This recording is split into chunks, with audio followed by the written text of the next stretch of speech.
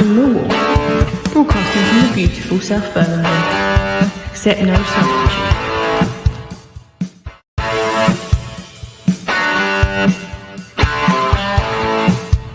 You're listening to Acton, Millwall, broadcasting from the beautiful South Birmingham. Accept no substitute. Hello, dear listeners. Welcome to Acton Millwall Live. This is a bit of a test, to be quite honest with you, listeners. And first up, looking at the screen, staring back at me, I've got to apologise. Lighting is crucial for any kind of YouTube presentation. So first up, apologies for that. I'm doing the best with what I've got in our spare room. But I do look a bit like I'm peering out of, a horror movie or something. So anyway, apologies for that. The reason I'm trying this is I get ideas. And one of my ideas was to try and do something inspired by these reaction videos you see all over the shop. I don't know if you watch these. I'm a bit fixated on them. You get young American kids looking at Pink Floyd tracks and going, oh my word, my God, this is the best thing I've ever heard, or whatever they want to talk about. Rap fans suddenly discover the Rolling Stones, that kind of thing. And I thought I'd give it a go. And only I won't be looking at rap videos, listeners. I will be looking at old YouTube videos of old Millwall matches, especially ones that might have been to or, have some info on. And I thought I'd give it a go. So you've got to tell me whether this is a good idea, whether it works, or if it's a load of shite, which is quite possible. Now, I've put together a little slideshow to go with this game, which I've selected at random, really, mostly because it's one of my favourite ever Millwall games. Millwall 3, Chelsea 0, September the 4th, 1976. And I've also found that there is a YouTube video of said match. So I'm going to try and play that when I pause it, at least, whilst we talk. So I'm going to try and give this a go now. This is all brand new stuff for me. So you're going to have to be very forgiving. I know that Millwall fans are an extremely, extremely forgiving bunch generally. So I'm going to add the YouTube video to it. And I'm hoping you can still hear me. Tell me if you can't hear me. And we'll play a little bit of it. This is a notable game. Reason it's notable for me is it's 1976-77 season, early on in that year, and it was the first big game that I ever went to as a Millwall fan. I started going in 1972.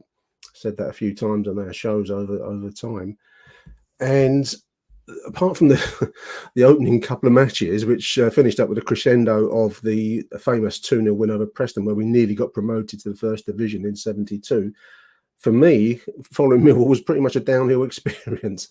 Almost a lifetime's worth, I suppose, when I look back in some ways. But it was the first time in 76, because we'd been relegated in 74, 75. It'd been a downhill slope ever since I started going. So we got promoted from the third division, 75-76. Gordon Jago's Blue and White Army, famously. And success was heady stuff. This was Division 2, and this was Chelsea, and this was a big game. Chelsea, of course, to this day, were a big name. Back then, they weren't quite the global name that they were today, or they are today, but there certainly were a show business 11. Everyone Raquel Welch famously went to Chelsea. Henry Kissinger went to Chelsea. All of your kind of C and B list showbiz stars supported Chelsea. Kings Road, all that. So, and also, of course, they'd been European Cup winners. They won the FA Cup 1970-71. European Cup winners in 1970. It's 1970 for the FA Cup, 1971 for the Cup Winners' Cup. So they're a big name, flash name, and they'd fallen on tough times. And here they were coming down Millwall. So this was the first properly big game that I ever went to at the Den. And this footage is wonderful. I mean, YouTube is a fantastic resource because it means you don't have to remember. You can see it again. Now, the quality, obviously, of video, 1970s video, is a bit hazy, a bit like my video I'm doing to you now, listeners.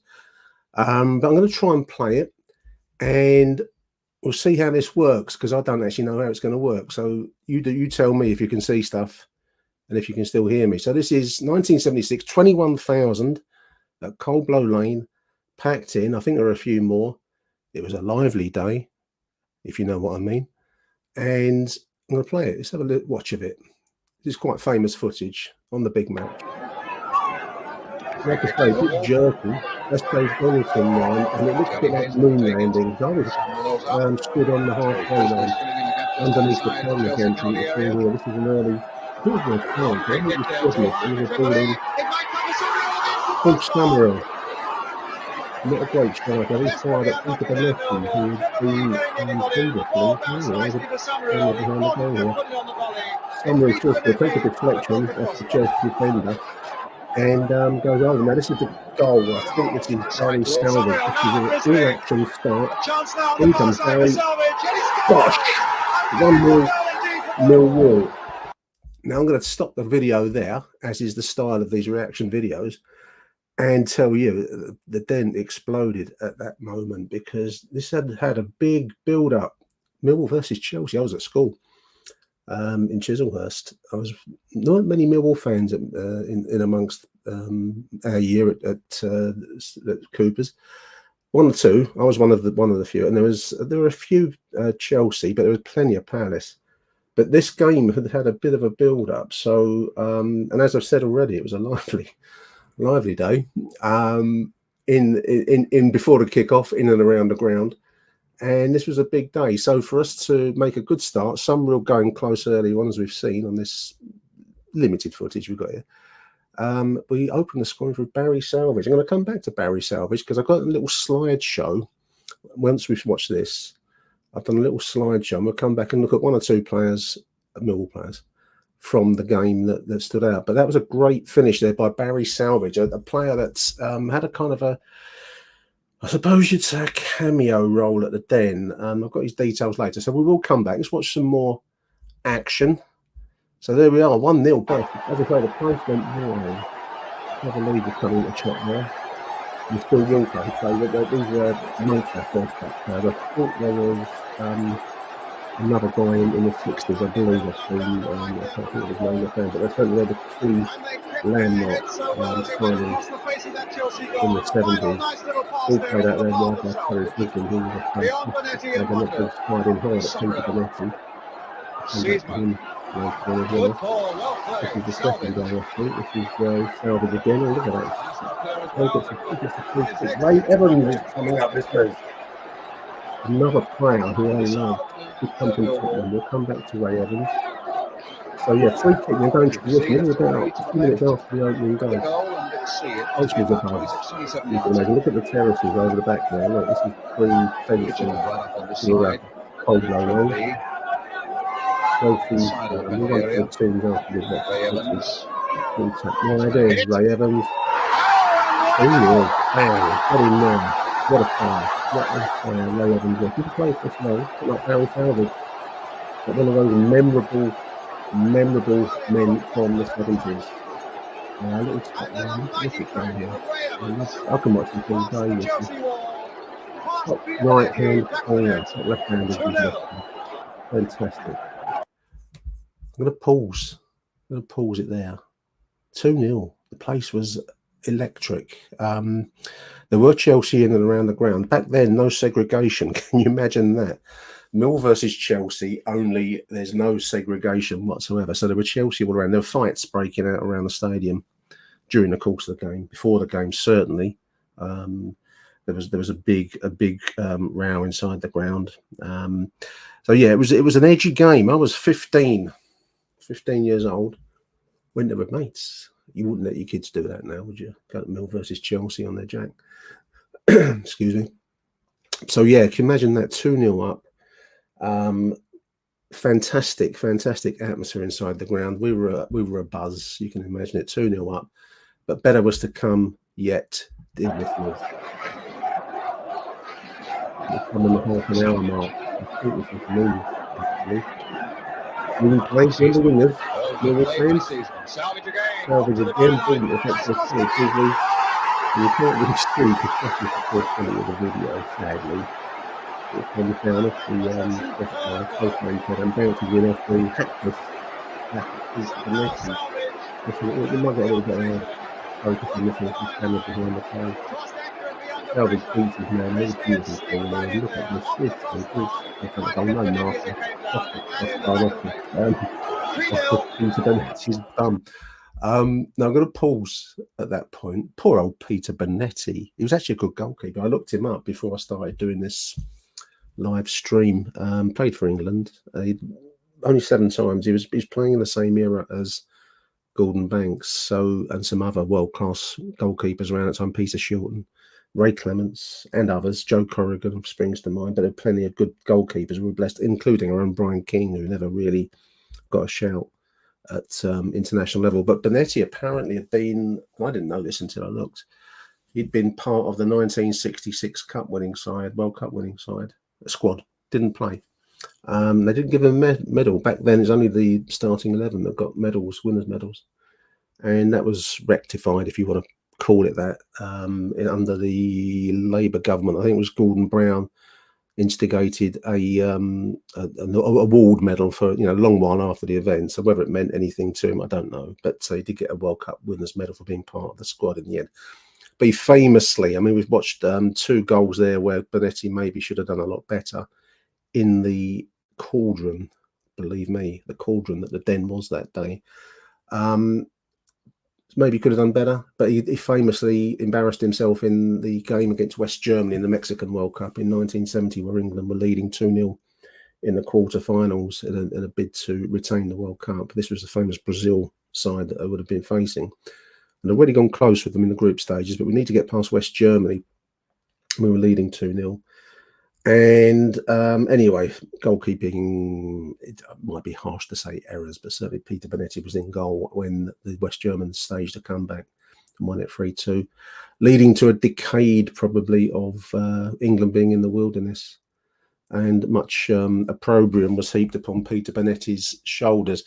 I'm sure there were chaps reminding him of all that on this particular day at Coldblow Lane. I can't believe they wouldn't have done. So there we are, 3-0. The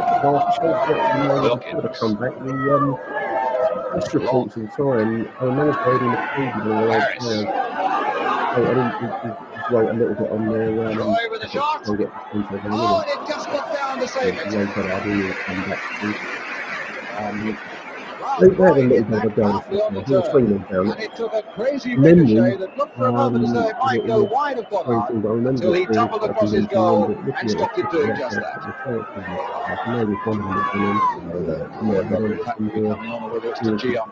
The other Millwall players to see if they can pile on a 4th goal in the 10 minutes that remain. Grizzly nodding it forward. It's good to He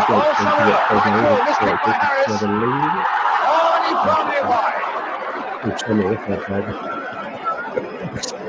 The video it was still somewhere. That was a regular event for Bill Sumner. I think when he did realise he was free, maybe he could have taken it a lot closer to goal than he did. It was. It wasn't Trevor Lee. Yeah, they kind of came back into it. So somewhere on his way. He's got a lot of support up as well. It's jinked in there. Oh, it's tipped over by Bonetti. From Trevor Lee.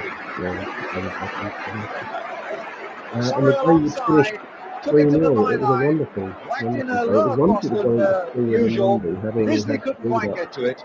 Lee nodded it down, and Bonetti somehow just tipped it over the crossbar. Fired into the ground a little bit. There we are. That's all it is. That's footage from the big match broadcast on the day after, on the Sunday. 3-0. So yeah, swanning into school on the Monday was a wonderful thing. You walked in with your chest puffed up and your head held high. So yeah, that's the big match footage on the YouTube. I'm hoping that came over all right. Do tell me if it worked, because I don't know. So yeah, I've put together a few slides for you all. Millwall 3, Chelsea 0. Coldblow Lane, 21,000 in the Den. Now, anyone that ever went to the Den will tell you that what 21,000 would have felt like inside the stadium. It was tight. I think there were a good few more than 21,000 in there.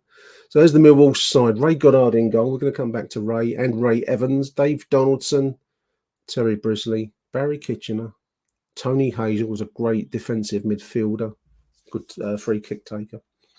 Trevor Lee, mentioned already. I mentioned him on a few shows. I did an interview with Trevor a couple of years ago now. Really, really proud moment. He was a bit of a hero of mine. Trevor Lee and Phil Walker, you'll see further down in that team sheet. John Seasman, great striker. Phil Summerall, Phil Walker, we've mentioned, Barry Salvage scored one of the goals. 11 minutes, 1-0 Salvage. 16 minutes, 2-0 Ray Evans. 3-0 on 32 Terry Brisley. Game, set and match Millwall. The Chelsea side, actually a decent side. They'd been relegated from Division 1 after a few years of, glamour football, cup football. They had this huge rivalry with Leeds in the late 60s. Chelsea were probably known as a cup side. Leeds, obviously, at that point were consistently challenging for the league championship. I've highlighted Peter Bonetti and on the bench there, Ron Harris. And the reason I've highlighted them from that Chelsea side, to actually run through them: Bonetti, Gary Locke, Kenny Swain, David Hay, Mickey Droy, big solid defender. He finished up at Bromley, if I remember right, in his late stages. Graham Wilkins, brother of Ray Wilkins, who's in this side, and will come back to do very well with Dennis Wise for us in the 2000s, early 2000s. In Britain, Ray Lewington, Gary Stanley, Ray Wilkins, you mentioned, Steve Finiston. On the bench, Ron Harris, who came in for Finiston. So yeah, I mentioned Harris and Bonetti. The reason for that being, they were members, the only surviving members of Chelsea's European Cup Winners' Cup winning side of 1971.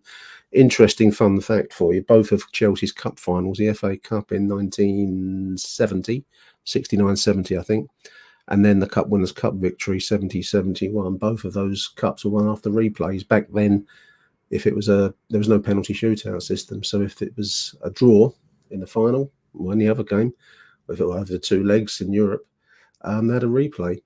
So yeah, they won it after a staged final on the Saturday and came back, I think, in the early part of the week after, 2 days later, to play the second game, and they won it over Real Madrid.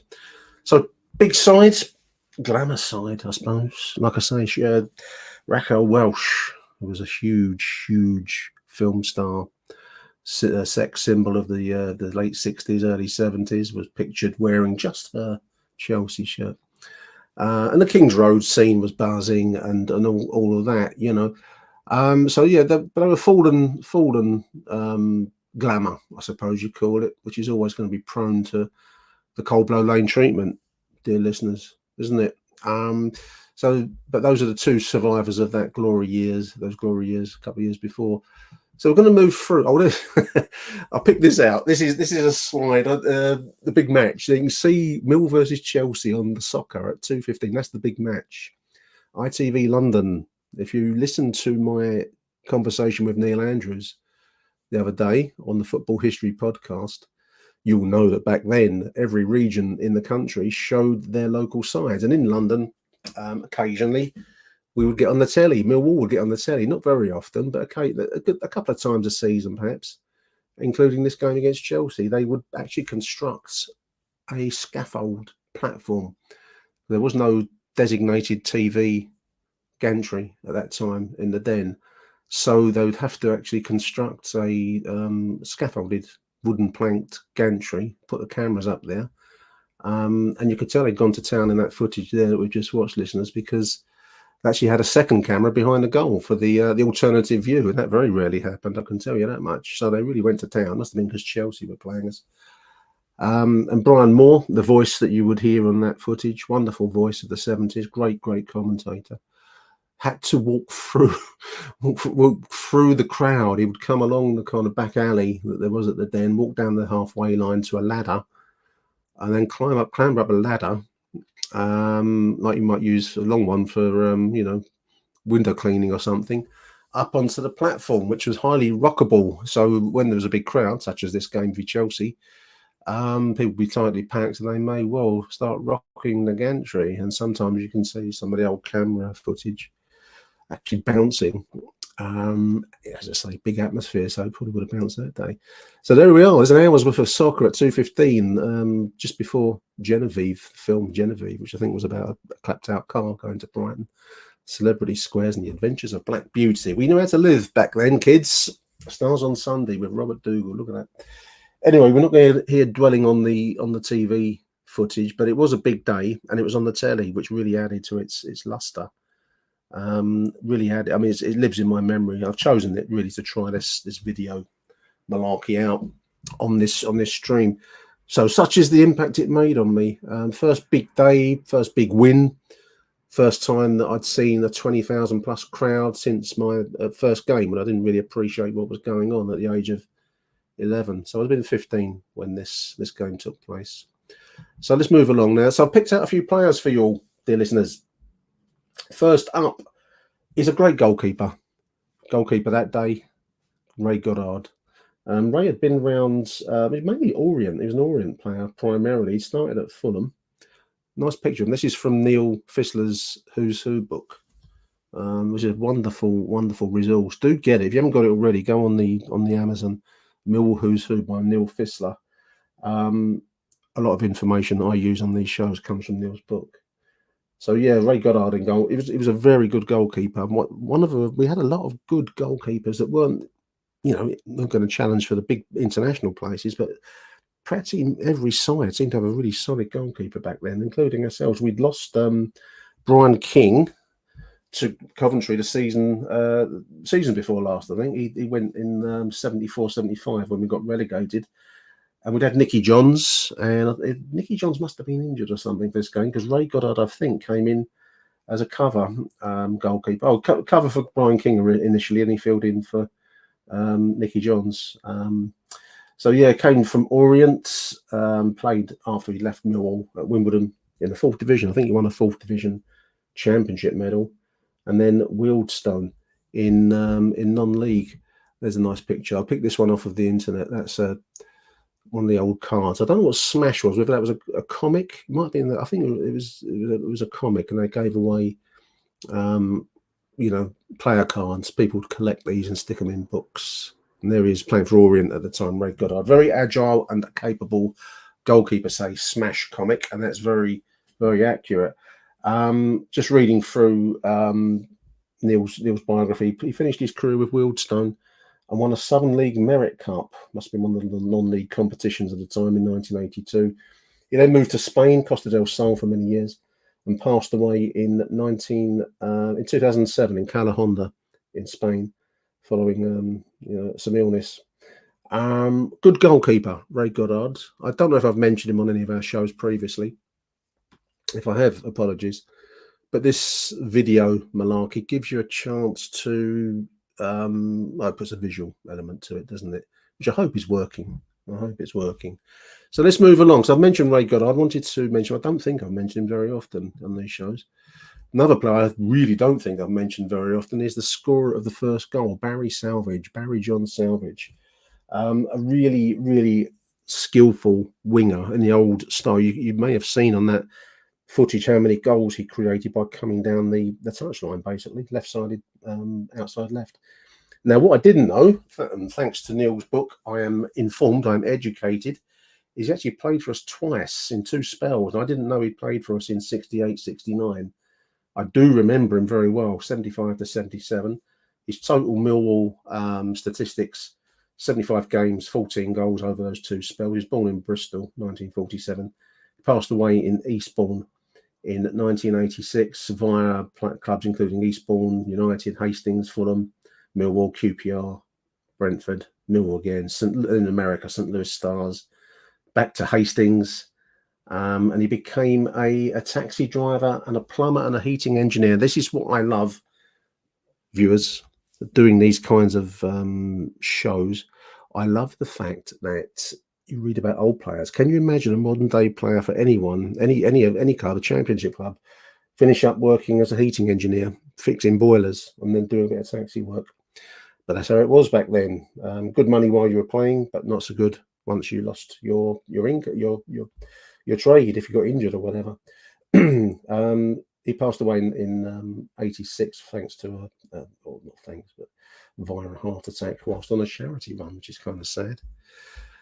Barry Salvage, great winger. There he is playing in America. We only got his back here. That's Barry Salvage, number 11, playing for the St. Louis Stars. And there's a nice picture of him there. That's actually a Millwall kit he's wearing there. Lovely, lovely royal blue with a flappy white collar, 70s style collar, and that big Dutch style lion. I love that shirt. That was brilliant, brilliant shirt. Barry Salvage. Nice to have a chance to say thank you, Barry, and to acknowledge your contribution to one of the best days that I ever had as a Millwall fan. Wonderful stuff. And finally, amongst the players I've picked, I've tried to go for players that are not unknown. I wouldn't say that. Lesser known. Don't get the plaudits that some of the bigger names. Obviously, we all know about the Barry Kitcheners and you know, even maybe I've banged on enough about Phil Walker and Trevor Lee, but Ray Evans, wonderfully skillful fullback, right back. He was the scorer of the second goal with that beautiful free kick, such as you can see on the quality of the video. Sadly, played for us between 74 and 77, 97 games, 6 goals. He'd actually come from a fairly decent level. He played first division football for Tottenham, played for them from 67 to 75. It was a Gordon Jago signing. Gordon Jago was I don't know, it's an underrated. It finished up in kind of sticky circumstances. The season after this season we're talking about here, he would leave us. But we'll come back to Gordon Jago maybe. He's signed some good players and we played some good football, and there were entertaining years under Gordon Jago. 75, 76 this season, 76, 77. These were good times to be a Millwall fan. The football was quality, in my opinion. After leaving us in 75, Ray Evans would go to Fulham, Stoke, then to the St. Louis Stars again in America. The California Surf. Who can't love a football club called the California Surf? Then the Seattle Sound. He must have taken root in America because he's actually still out there now. He is he's still with us, thankfully. He's now technical director to a soccer club in America, of course, called the Three Rivers Soccer Club in Pasco, Washington State. So I don't know if you get to see this, Ray, but if you do, I want you to know that you were a fantastic player, and the way that you struck that second goal versus Chelsea was top quality, absolute top quality. And he was a decent player, and you can see by that the picture I've picked out there, that's when Ray was playing for Spurs, and that is Bobby Charlton he's up against there. So he'd gone up against the best that the game had to produce in this country, certainly, and it was a real class act in a Millwall shirt, and it was a good signing. Wonderful player, Ray Evans. I don't know if that's very visible. That's another thing I'm going to have to learn doing these slideshows, but that's the league table at the end of the season. This was a decent Chelsea side, listeners. They've been relegated from the first division. I think it was the season before. And they got promoted, first time at asking. Chelsea finished second to Wolves in the 76-77 season. Millwall would finish in 10th position. We tailed off a lot. We had a really good 1976. 77 wasn't so good. So the second half of the season, he tailed off dramatically. Promoted then Wolves, Chelsea, Nottingham Forest that season. Relegated Carlisle United, Plymouth Argyle, and Hereford United. Hereford had made a bit of a surge through the divisions after a very, very famous cup run in the early 70s. They were elected to the Football League and then made a surge up to the second division. And then they made an equally dramatic surge back down from whence they came eventually. I think they went out of business and reformed as Hereford FC. So there we are. That's the slideshow. One of my favourite ever games. Oh, there's my little logo. Achtung Live. Achtung Live. There we go, listeners. I'm hoping that you enjoyed that. I'm hoping that all of the technology worked. I've never tried any of this before. I will be looking at the lighting if I'm going to do this again. Tell me if you liked it. Tell me if you enjoyed it. I thought it might make a nice way to do some of the history shows. I've mentioned to Neil Fissler already that this is a way to do, these kinds of shows. Actually, I'm seeing a few comments coming up, perfectly visible. Thank you, Daily Millwall. And Ken Clark, he's saying, I saw an FA Cup game when 15. The Den was packed. We played Newcastle, won 2-0. Stan Angelo converted from a fullback, scored both goals. There's a photo of floodlight pollen packed with. That's a very famous image, that one, Ken. People clinging to the floodlights. I never saw it that packed, but the most packed I think I was ever in came in the 80s when we played Liverpool, and that was a really, really tight fix. Matt Richards, good idea, Nick. Like it. Thank you, Matt. you try these things and you hope they work out. So big thank you to everyone who's commented. I really appreciate that. Maybe it's gone out on Twitter as well, so I'll have a look at that when I'm finished. Big thank you all for watching. Hope you enjoyed it. I'm going to say bye for now. Arrivederci Millwall. Bye for now.